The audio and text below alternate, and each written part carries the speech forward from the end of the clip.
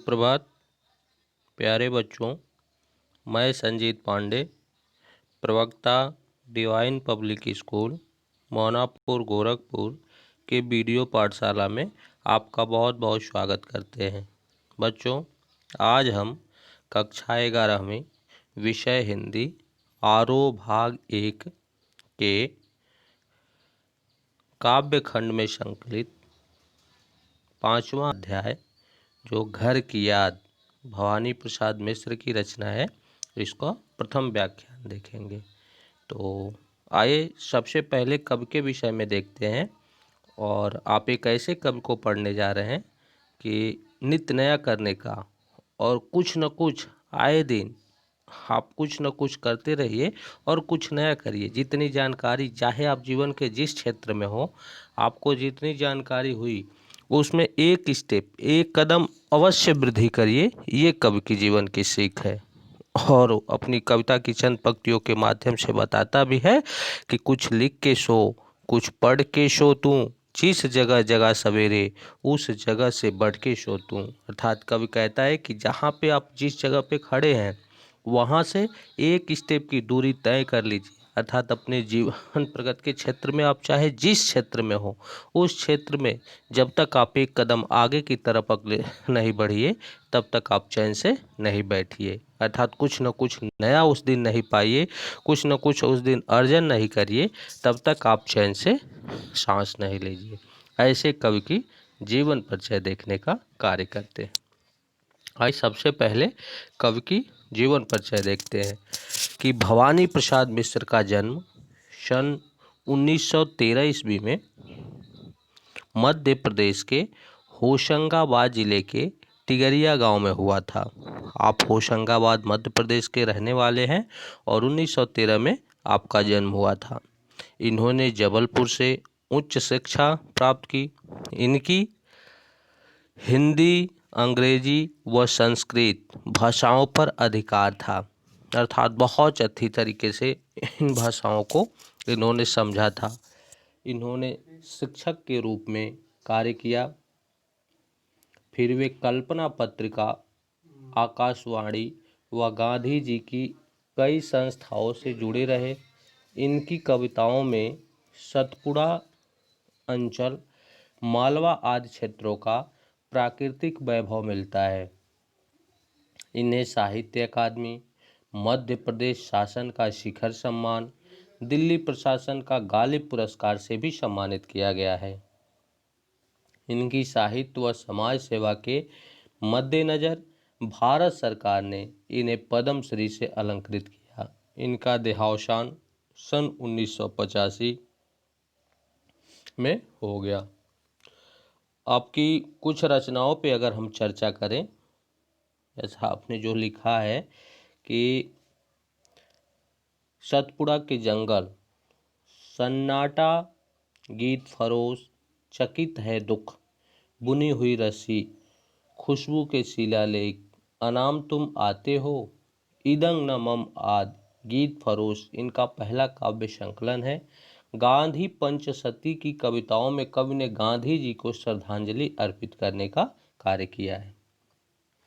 आपकी काव्यगत विशेषताएं अगर देखने का कार्य करें तो सहज लेखन और सहज व्यक्तित्व का नाम ही भवानी है। अगर इस रूप में इनको इस शब्द से कि सहज लेखन और सहज व्यक्तित्व के धनी जो कोई अगर व्यक्ति था तो वो भवानी प्रसाद मिश्र से ये कविता, साहित्य और राष्ट्रीय आंदोलन के प्रमुख कवियों में से एक हैं। गांधीवाद में इनका अखंड विश्वास था। इन्होंने गांधी वाडम्बर के हिंदी खंडों का संपादन कर कविता और गांधी जी के बीच सेतु का भी काम किया। भवानी प्रसाद मिश्र की कविता हिंदी की सहज लय की कविता होती है। अर्थात बड़े ही शांत स्वर में और बहुत ही बड़ी बातें कह जाने की कोई अदम्य साहस रखता है तो वह सिर्फ भवानी प्रसाद हैं। इस सहजता का संबंध गांधी के चरखे की लय से जुड़ता है, इसलिए उन्हें कविता का गांधी भी कहा गया है। अर्थात कविता के गांधी के नाम से आप ध्यान दीजिएगा कि कविता के गांधी के नाम से कौन सा कवि जाना जाता है, तो भवानी प्रसाद मिश्र जाने जाते हैं। मिश्र जी की कविताओं में बोल चाल के गद्यात्मक से लगते वाक्य विन्यास को ही कविता में बदल देने की अद्भुत क्षमता है। भवानी प्रसाद मिश्र की जो काव्य लेखन की शैली है उसमें सबसे अद्भुत विशेषता ये देखने को मिलती है कि हम और आप जिस लफ्जे में, जिस स्वर में बात कर रहे होते हैं, अर्थात हम और आप गद्य के रूप में बात कर रहे होते हैं, और उसी शब्दों को काव्य के रूप में वर्णित कर देने की अगर किसी के पास कला है तो वह सिर्फ भवानी प्रसाद मिश्र में है। और ऐसी अद्भुत क्षमता सदियों में शायद कोई एक दो व्यक्तियों के पास होती है, सबके पास नहीं। इसी कारण उनकी कविता सहज और लोक के अधिक करीब है, अर्थात बहुत ही सहज और संसार के लोगों के और संसार की पीड़ाओं के बहुत करीब है। और हर एक इनकी कविता को पढ़ने के बाद बखूबी लगता है कि वह रियलाइजेशन व्यक्त करता है, जब उसको महसूस करता है तो कहता है वाकई वह यथार्थ जगत पर खरा उतरती है। भवानी प्रसाद मिश्र जिस किसी विषय को उठाते हैं उसे घरेलू बना लेते हैं। भवानी प्रसाद मिश्र की सबसे बड़ी विशेषता है कि अगर किसी विषय को जीवन के किसी भी क्षेत्र से कोई भी शीर्षक उठा लेते हैं और उस शीर्षक को अपना घरेलू बना देते हैं, अर्थात हर एक व्यक्ति के जीवन में घटित होने वाली घटनाओं का सीधा साधा उदाहरण होता है, ऐसा दिखाई देने लगता है। आंगन का पौधा, शाम और दूर दिखती पहाड़ी की नीली चोटी भी जैसे परिवार का एक अंग हो जाती है।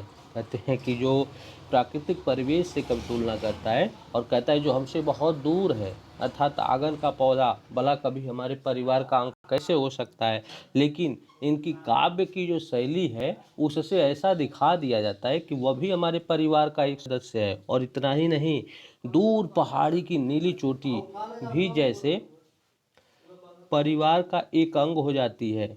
वृद्धावस्था और मृत्यु के प्रति भी एक आत्मीय स्वर मिलता है। उन्होंने प्रौढ़ प्रेम की कविताएं भी लिखी जिनमें उद्दाम श्रृंखला की बजाय सहजीवन के सुख दुख और प्रेम की व्यंजना है। नई कविता के दौर के कवियों में मिश्र जी के यहाँ व्यंग और क्षोभ भरपूर है, किंतु वह प्रतिक्रिया परक न होकर सृजनात्मक है। गांधीवाद पर आस्था रखने के कारण उन्होंने अहिंसा और संवेदनशीलता को रचनात्मक अभिव्यक्ति देने का भी कार्य किया है।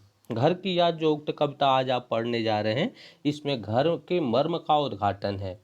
कवि को जेल प्रवास के दौरान घर में विस्थापन की पीड़ा सालती है। कवि के स्मृति संसार में उसके परिजन एक एक कर शामिल होते जाते हैं। घर की अवधारणाओं की सार्थक और मार्मिक याद कविता की केंद्रीय संवेदना है। कहता है कि जैसे अपने वास्तविक जीवन जगत में आप जोड़ करके देखना चाहते हैं तो आप सारे लोगों का घर होगा, सारे लोग अपने अपने घरों से कहीं ना कहीं बिलोंग करते होंगे, और हमको अपने इन घरों को छोड़ करके और जीवन यापन के तौर तरीके, अर्थात हमको अर्थोपार्जन के लिए, कुछ और व्यक्तिगत कारणों के लिए, अपने जीवन को चलाने के लिए, घर परिवार की स्थिति को सुदृढ़ करने के लिए हमको क्या करना होता है, हमको दूर जाना होता है। और दूर कहाँ जाना होता है, क्या करना होता है, तो अर्थोपार्जन की दृष्टि से। तो जब हम दूर जाते हैं तो हमारा घर परिवार, माता पिता, भाई बहन, बेटे बेटियां, पत्नी, ये सारे लोग क्या होते हैं, हमारे अपने रिश्तेदार, ये सारे लोग छूट जाते हैं। तो इनकी जब कवि को अर्थात व्यक्ति विशेष को याद आती है तो वो पल भर के लिए चिंतित होता है। तो यहाँ कवि क्या है कि अपनी विभिन्न यहाँ जो है वो कवि हम स्वतंत्रता, अर्थात जो अंग्रेजी दास्ता है, अंग्रेजी गुलामी की दास्ता है, वहाँ की स्थितियों को देखने का कार्य करता है और वहाँ के यथार्थता के रूप में इसको प्रकट करता है कि अपने देश की स्वतंत्रता के लिए जहाँ लाखों लाखों करोड़ों करोड़ों लोग चैन की सांस ले सकें, इसलिए कवि जेल में है। और जेल में होने के साथ साथ अपने आप को भारत माता का पुत्र बताता है कि हम भारत माता के पुत्र हैं और हम भारत की रक्षा करते हैं, और हम इसलिए जेल में हैं ताकि अपनी माता पिता, घर परिवार के सदस्यों को समझाता है और ये कहता है कि हम इसलिए जेल में हैं ताकि करोड़ों करोड़ों अरबों अरबों जो लोग अपने देश में हैं वह सुखपूर्वक शांतिपूर्वक जीवन यापन कर सकें। इसलिए हम तमाम यातनाएं दी जाती है, तमाम कष्ट इसको दिए जाते हैं, लेकिन सारी चीज़ों को बड़े खुशी खुशी सहर्ष बहुत हंसते हुए खुशी खुशी स्वीकार कर लेता है और अपने घर के लोगों को सांत्वना देने का कार्य करता है और एक एक यादों को यथार्थ रूप में वर्णित करता है।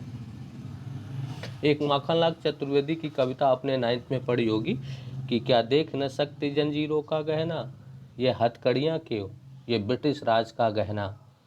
माखनलाल चतुर्वेदी ने कहा है, अर्थात कैदी और कोकिला शीर्षक है, उसमें कहते हैं कि कोयल जब होती है और रामजनियों को अर्थात भारतीयों को जब जंजीरों में जकड़े हुए पाती है तब कब कहता है कि क्या देख न सकती जंजीरों का गहना, ये जंजीरें क्यों, ब्रिटिश राज का गहना। हे कोयल, तुम जिस जंजीरों को देख रही हो ये कोई सीकड़ जंजीर हमको नहीं कैद की हुई है, ये तो हमारे श्रृंगार हैं, ये तो हमारे आभूषण हैं। और ऐसे आभूषण जैसे स्त्रियां आभूषण पहन करके सुसज्जित होती हैं, संवरती हैं, सुंदर लगती हैं, वैसे हम इस तरह के जब आभूषण पहनते हैं तो सजते हैं, संवरते हैं, सुंदर लगते हैं। अर्थात ये हमारे आभूषण हैं और हमने इस आभूषण को धारण किया हुआ है। तुम्हें रोने की दिक्कत नहीं है, तुम्हें चिंता करने की दिक्कत नहीं है। हे कोयल, जाओ तुम अपनी खुली फिजा में अर्थात पूरे भारतवर्ष की खुली फिजा में विचरण करो, हम यहाँ हैं और हम बिल्कुल फिट हैं, किसी तरह की कोई हमको दिक्कत नहीं है। अंग्रेज की यातना तो जरूर है लेकिन ये हम हर स्वीकार करते हैं, हंसते हंसते इस सारी चीज़ें हम सह लेते हैं, हमारी बिल्कुल फिक्र नहीं करना। उसी ढर्रे पे भवानी प्रसाद मिश्र ने घर की याद शीर्षक को रचने का कार्य किया है जो यहाँ यथावत दिखाया गया है। तो आइए कविता की पहली प्रकृतियाँ पहला पैराग्राफ देखते हैं। इसके पहले कुछ थोड़ा सा पाठ का सारांश देखते हैं कि इस कविता में धर्म के मर्म का उद्घाटन है, ये तो आपने देख ही लिया। कवि को जेल प्रवास के दौरान में विस्थापन की पीड़ा सालती है, अर्थात जो अपने घर से दूर गया हुआ है इस दौरान की उसकी यथावत स्थिति जो मनोदशा है उसकी वर्णन कवि करता है। कवि के स्मृति संसार में उसके परिजन एक एक कर शामिल होते चलते जाते हैं। जब कवि जेल में एकांत होता है तब उसके घर के एक एक सदस्य, भाई हो, माता पिता, पत्नी, बेटे बेटियां, जो कोई भी है, तो वो सारे लोग एक एक करके उसके स्मृति संसार में आते हैं और घर की अवधारणाओं की सार्थक और मार्मिक याद की कविता को केंद्रीय संवेदना जो कविता है वह केंद्रीय संवेदना के रूप में घर की याद को रखता है और उसी के रूप में वर्णित करता है। तो कहता है कवि कि आज पानी गिर रहा है, कवि बताता है कि बहुत तेज बारिश हो रही है। ये क्या होता है कि सावन के बादलों को देखकर कवि को घर की याद आती है, अर्थात जब सावन के बादल ऊपर आसमान में छाते हैं तब कवि को घर की याद आती है और वो घर के सभी सदस्यों को याद करता है। उस दौरान कहता है कि आज पानी गिर रहा है, बहुत पानी गिर रहा है, रात भर गिरता रहा, प्राण मन घिरता रहा। कब कहता है गिर रहा मीन्स बरस रहा, प्राण मन घिरना मीन्स क्या होता है, प्राणों और मन में छा जाना, तिरना मीन्स क्या होता है, तैरना। तो कहता है कब कहता है कि आज बहुत तेज बारिश हो रही है, रात भर वर्षा हो रही है, ऐसे में उसके मन और प्राण घर की याद में घिर गए हैं। बहुत पानी गिर रहा है, रात भर गिरता रहा, प्राण मन घिरता रहा। कहता है उसके घर की याद से जो उसके मन और प्राण हैं वह घर की याद में घिर गए हैं। बहुत पानी गिर रहा है, घर नज़र में तिर रहा है, घर की मुझसे दूर है जो, घर खुशी का पूर है जो। कहता है कि आसमान में इतना पानी गिर रहा है कि जैसे ऐसा प्रतीत होता है कि किसी ने नल की टोटी को खोल दिया हो। मूसलाधार बारिश जिसको कहती हैं कि कभी पानी की जो रेसें होती हैं वो टूटती ही नहीं है, जो श्रृंखलाएँ होती हैं वो टूटती ही नहीं है, इतनी भयंकर वर्षा हो रही है। कहता है बहुत पानी गिर रहा है, बरसते हुए पानी के बीच रात भर कवि की नज़रों में घूमता रहता है, अर्थात बरसता हुआ जो पानी है वो रात भर कवि के स्मृति संसार में घूम रहा होता है। और कहता है कि घर नज़र में तिर रहा है, और यह उसका जो घर है उसका जो घर बहुत दूर है, परंतु घर नज़र में तिर रहा है, घर की मुझसे दूर है जो, घर खुशी का पूर है जो। कहता है जो उसका घर है वो उससे बहुत दूर है, परंतु वह खुशियों का भंडार है, असीमित खुशियाँ उसमें हैं, पूर्ण है जो, अर्थात खुशियों से हमसे दूर तो अवश्य है, लेकिन खुशियों से परिपूर्ण हमारा संसार है। हमको किसी चीज़ की कमी नहीं, सब कुछ वहाँ पे है और हमको बड़ा सुकून मिलता है, बड़ी शांति मिलती है, किसी तरह की कोई दिक्कत हमको नहीं होती है। फिर कहता है घर में 4 भाई, अर्थात मेरे उस सुंदर से घर में और खुशहाल घर में 4 भाई हैं। मायके में बहन है आई, और तो और अपने ससुराल से मायके में अपने भाइयों से मिलने के लिए या रक्षा बंधन के पर्व को सेलिब्रेट करने के लिए, उसकी खुशियां बांटने के लिए, उसके उत्सव को मनाने के लिए, अर्थात रक्षा पर जो भाई बहनों का सबसे प्रिय पर्व है रक्षाबंधन, उसके उत्सव को बांटने के लिए, उसकी खुशियों को बांटने के लिए भाइयों के साथ हमारी बहन भी ससुराल से मायके आई हुई है। बहन आई बाप के घर, हाय रे परिताप के घर। लेकिन जैसे वो यहाँ आकर के जब देखती है, यहाँ की स्थितियों से जब परिचित होती है कि वह कहाँ आ गई, और जब उसके मन में इस तरह की भावना आती है कि बहन आई बाप के घर, हाय रे परिताप, अर्थात कितनी भी जब उसको अपने एक भाई को वो नहीं पाती है, तब उसके ऊपर क्या बीतता है ये वो कल्पना नहीं कर पाती, नहीं सोच पाती। अत्यधिक दुख, परिताप मीन्स होता है कि उसके ऊपर अत्यधिक दुख होता है, ऐसा दुख जिसको वो सहन न कर पाती। तो बहन आई बाप के घर, हाय रे परिताप के घर, जब वो आती है और उस भवानी के न होने का समाचार सुनती है तो इतनी असहनीय दुख में डूब जाती है जो उसके लिए बहुत ही कष्टप्रद होता है, बहुत ही कष्टप्रद होता है। घर में सब जुड़े हैं, कहते हैं हमारे घर में सब एक दूसरे से जुड़े हुए हैं, कोई किसी चीज़ की कमी नहीं है, सब परिपूर्ण है हमारा घर। और घर में सब जुड़े हुए हैं, और सब की इतने कब जुड़े हैं, 4 भाई 4 बहनें, भुजा भाई प्यारी बहनें। और कहता है हमारे घर में सब एक दूसरे से जुड़े हुए हैं, सबका एक दूसरे से बहुत लगाव है। और हमारे हैं 4 भाई हैं और 4 बहनें हैं, और भुजा भाई अर्थात हमारे सहयोगी संबल, अगर सारे चारों भाई हैं तो हमारी सबसे प्यारी बहनें भी हैं, और सबसे खुशियों का भंडार हमारी बहनें भी हैं जो हमको असीमित प्यार करती हैं और असीमित। फिर कहते हैं घर में सभी जब एकत्र होते हैं, घर में सब जुड़े हैं, सब की इतने कब जुड़े हैं, जब सारे लोग घर में एकत्र होते हैं तभी सब आपस में जुड़े हुए हैं। और उनके 4 भाई व 4 बहनें हैं, चारों भाई भुजाएं हैं तथा बहनें प्यार हैं, अर्थात जो उन भाइयों में आपसी परस्पर है वो बहनों की वजह से ही वो स्नेह बंधन बंधा हुआ है। भाई भुजा के समान कर्मशील व बलिष्ठ है तथा बहन स्नेह की भंडार है, इसे उक्त चीजों में दिखाने का कार्य करता है। फिर कहता है कि अगला उदाहरण है कि और माँ बिन पढ़ी मेरी, दुख में वह गढ़ी मेरी, माँ की जिसकी गोद में सिर, रख लिया तो दुख नहीं फिर। कहता है कि सावन की बरसात में कवि को घर के सब सदस्यों की, पहले भी मैंने बता चुका हूँ कि घर के सारे सदस्यों की एक एक क्रम में याद आती है। तो कहता है सावन की बरसात में कवि को घर के सारे सदस्यों की याद आती है और उसे अपनी माँ की याद आती है। तो कहता है कि और माँ बिन पढ़ी मेरी, दुख में वह गढ़ी मेरी। उसकी माँ अनपढ़ है, कवि की माँ अनपढ़ है, उसने बहुत कष्ट सहन किया है, वह दुखों में ही रची हुई है। माँ बहुत स्नेहमयी है, उसकी गोद में सिर रखने के बाद दुख शेष नहीं रहता। माँ की जिसकी गोद में सिर रख लिया तो दुख नहीं फिर, अर्थात तथा दुख हो, असीमित दुख हो और माँ की गोद में सिर्फ अपना सर रख ले तो वो सब छूम अंतर हो जाते हैं, पल भर में गायब हो जाते हैं। उसका एक अंश मीन्स अंश भाग हिस्सा होता है, उसका एक अंश भी उसके पास नहीं रह जाता, अर्थात दुख का अनुभव ही नहीं होता है।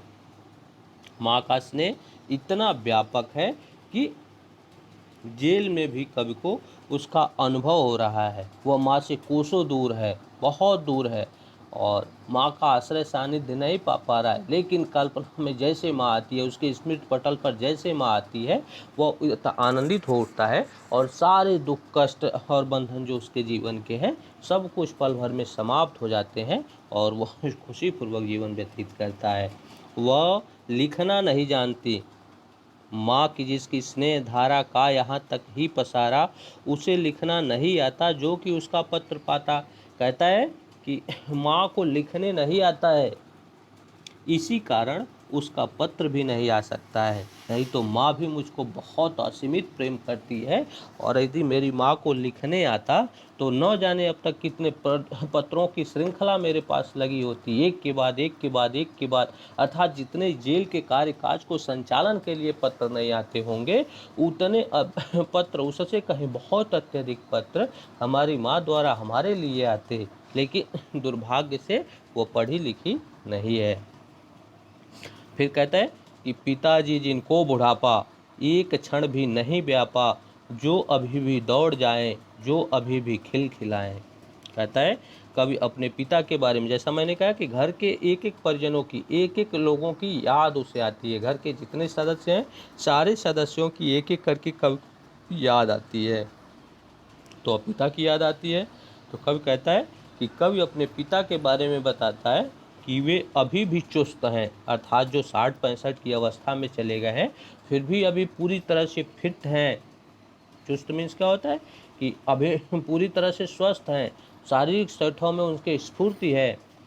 बुढ़ापा उन्हें एक क्षण के लिए भी अपने आगोश में नहीं ले पाया है, अर्थात शारीरिक रूप से तो वो बूढ़े अवश्य हो गए हैं, अवस्था के हिसाब से बूढ़े तो अवश्य हो गए हैं, लेकिन उनका मन अभी बूढ़ा नहीं हुआ है। वह वैसे जो 18, 20, 22 वर्ष के लवंडों की तरह, अर्थात जो युवा वर्ग है उनकी तरह उनके शरीर में स्फूर्ति है, तेजना है, उत्साह है, जोश है, उनका मन उस तरीके से काम करता है। आगोश में नहीं ले पाया, वे आज भी दौड़ सकते हैं तथा खूब खिलखिलाकर हंसते हैं। कहता है वो आज भी दौड़ लगा सकते हैं तथा खूब खिलखिलाकर के हंसते हैं। वे इतने शेर के आगे न बिसके, बोल में बादल गरजता, काम एक क्षण भी नहीं व्यापा, जो अभी भी दौड़ जाएं, जो अभी भी खिलखिलाएं। कहता है कि वे आज भी दौड़ सकते हैं तथा खूब खिलखिलाकर हंस पड़ते हैं। फिर कहता है मौत के आगे न हिचके, वे इतने साहसी हैं कि मौत के सामने भी हिचकते नहीं, अर्थात सामने मौत हो तो भी उनको जरा सा भय नहीं लगता है, जरा सा डर नहीं लगता है। मौत के आगे न हिचके, उनको जरा सा भी डर नहीं लगता है तथा शेर के, अगर शेर भी सामने आ जाए, शेर के आगे न बिचके, अगर शेर भी सामने आ जाए, बिचके में डरना होता है, तो अगर शेर भी सामने, और हिचके में संकोच होता है, तो अगर शेर भी सामने आ जाए तो भी वो नहीं डरते हैं। फिर कहता है बोल में बादल गरजता, उनकी बाणी में ओज है, उसमें बादल के समान गर्जना है, तेज बुलंद आवाज़ है। जब वे काम में जंजाल लरजता, जब वे काम, लरजता में क्या होता है, कांपता, तो कहते हैं कि जब वे काम करते हैं तो उनसे तूफान भी शर्मा जाता है, अर्थात वे तेज गति से काम को करते हैं। कब उदाहरण देता है कि इतनी तेज गति से काम करते हैं कि तूफान भी उनसे लजा जाता है, उनके कामों को देख करके शर्मा जाता है। वो हमारे पिता हैं और इस रूप में वो दिखाई देते हैं। फिर आगे का उदाहरण देखेंगे कि आज गीता पाठ करके दंड 260 करके, कवि अपने पिता के विषय में बताता है कि आज वे गीता का पाठ करके और 260 दंड बैठक लगाकर, मुद्दर को दोनों हाथों से हिलाकर, खूब मुद्दर हिला लेकर, मुठ उनकी मिला लेकर, कहता है कि मुद्दर को दोनों हाथों से हिलाकर व उनकी मूठों को मिलाकर जब वे नीचे आए होंगे तो उनकी आंखों में पानी आ गया होगा। कहता है कि भगवत गीता प्रातः काल उठने के बाद गीता का पाठ करते हैं, उसके बाद दंड 200 उठक बैठक अर्थात व्यायाम करते हैं।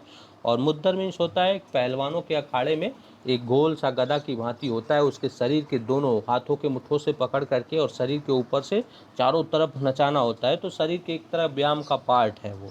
तो कहता है कि कब उसको भी हिला करके और दोनों हाथों को मिला करके कसरत कर करके जब वो नीचे आए होंगे और उनको जब भवानी की याद आई होगी तब वो दुखी हो गए होंगे। उनकी आंखों में पानी आ गया होगा। फिर कहते हैं कि कवि को याद करके उनकी आंखें नम हो गई होगी, जब कि नीचे आए होंगे नैन जल से छाए होंगे।